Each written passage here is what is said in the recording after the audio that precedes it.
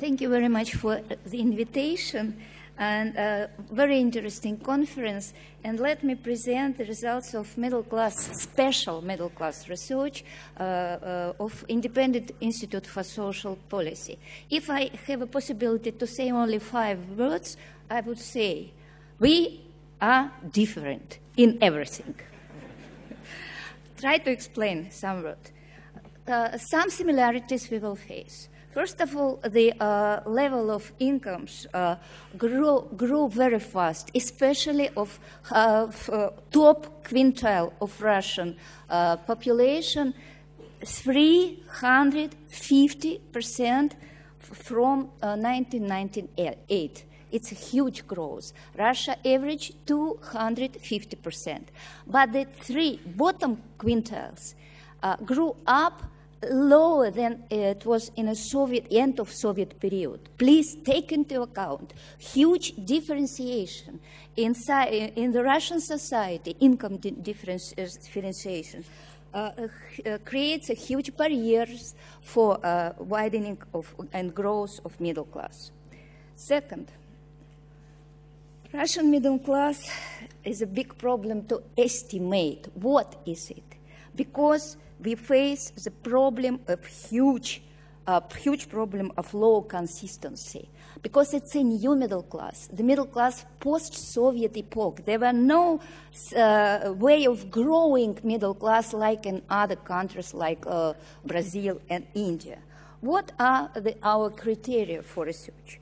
First one, money, income, savings and property. Lots of problems to estimate, but we try to do different estimation for urban and rural population. Let me say our income criteria were much more higher compared to Indians and maybe Brazilian.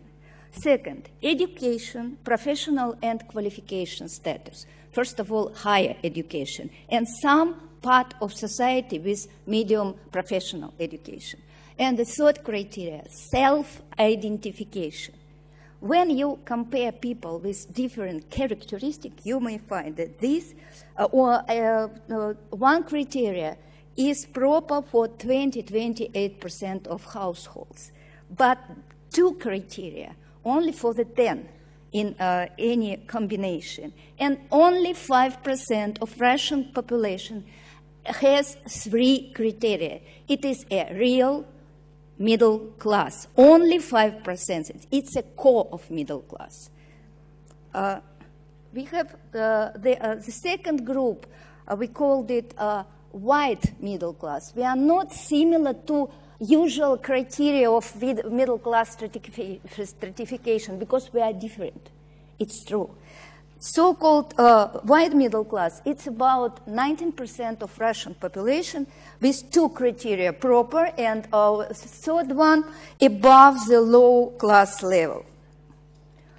The next group is the middle class periphery. These are households able to move into white middle class due to income growth and high educational level. What is the dynamic? The share of wild middle class has grown from 12 to 19% since 2004. Middle class periphery growth has been slower from 19 to 24%. And the problem is it nearly stopped during the crisis and recovery. You can face again the barrier of huge diversity, huge inequality, preventing middle class growth. Where does middle class live? Spatial differentiation is closely connected with a center-periphery model.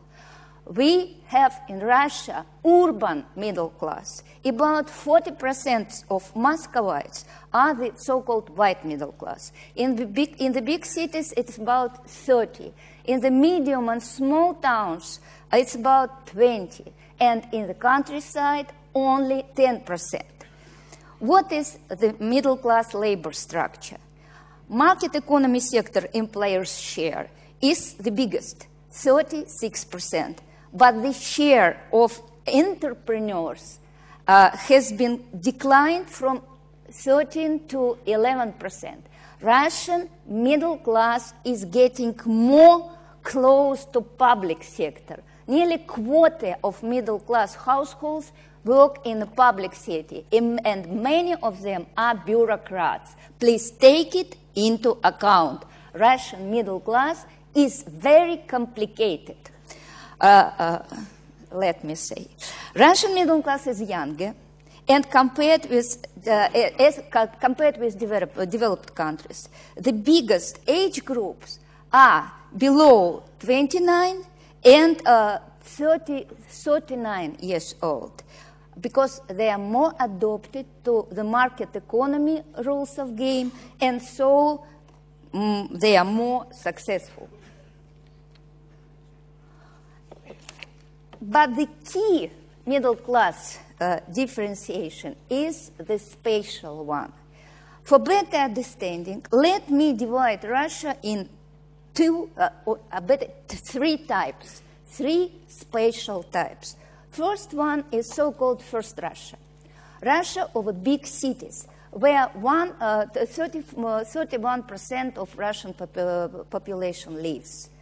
20% in the biggest city with population more than 1 million, and 11% inside this group, Moscow and St. Petersburg, the big federal cities with the highest level of incomes, with very diverse labor market, with easy internet access, and so on. The other group, let me say Second Russia, is the country of a medium-sized and small towns with blue-collar labor market, with big portion of public sector employers, most of low grades, with big problems for small business because of low consumers' demand and problems of bureaucracy closely connected with their business clients.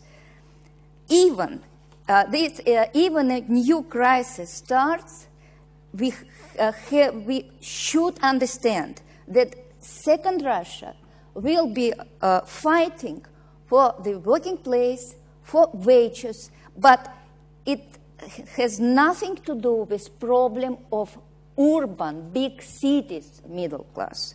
And the Third Russia is a vast periphery of villages and small towns. The middle class share is the lowest one in the Third Russia and seems to be stable for a very long time.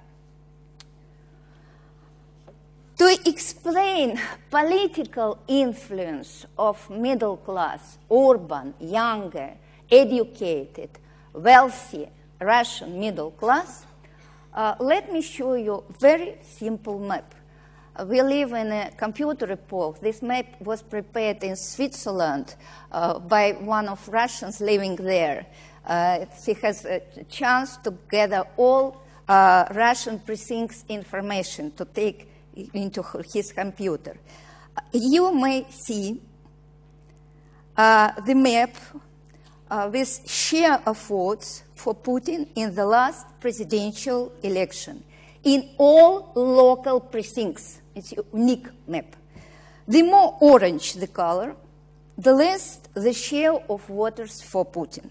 Nearly all orange colors, points, are the big Russian cities. The areas of blue color are peripheries.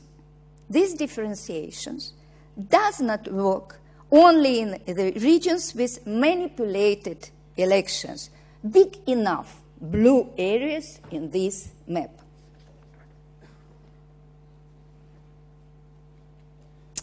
What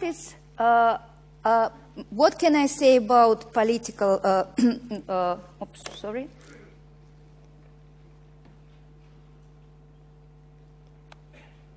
Oops, sorry. Oh. Technical fool, sorry.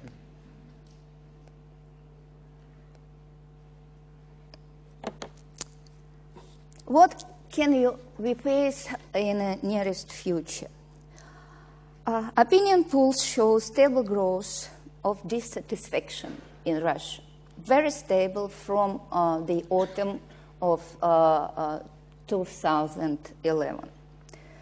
Middle-class households living in the first Russia will use different strategies for adaptations for worsening political and economic situation.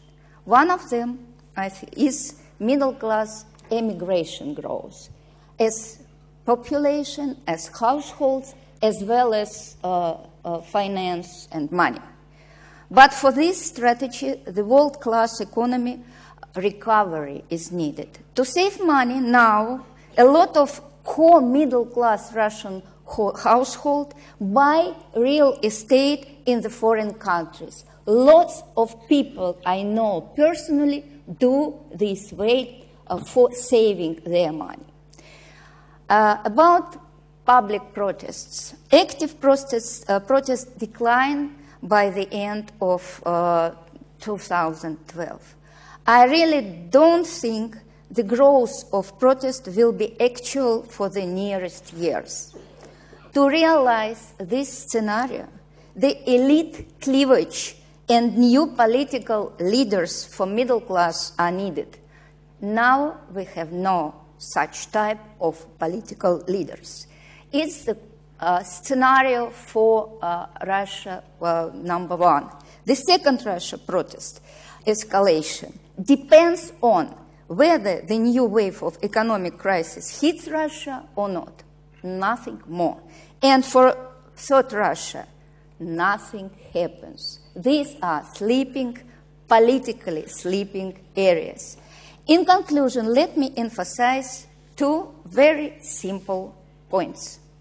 First one, middle-class growth in Russia will slow down in the nearest years, and market demand as well. Second, it is too complicated to forecast Russia's political prospects. The political system seems to be stable enough despite dissatisfaction growth. But if elite cleavage starts, only the part of middle class can join and head protest, because Russian middle class is very different inside. And the last point, geography matters. Geography really matters, because all which new events we will face, and we will face them sooner or later, they will start from Moscow. And you may guess, I am Moscowite. Thank you.